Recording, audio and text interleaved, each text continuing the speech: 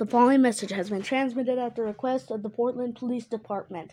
At 5:30 p.m. Eastern Standard Time, a creature has exited the portal in Thomas Park. The creature resembles 1,000 feet tall, red fur, orange nose, and eyes on top of his head. He claims to be Elmo from the famous show Sesame Street. He claims to be dangerous, and he can attack other people. Stay tuned for more local media outlets on this situation.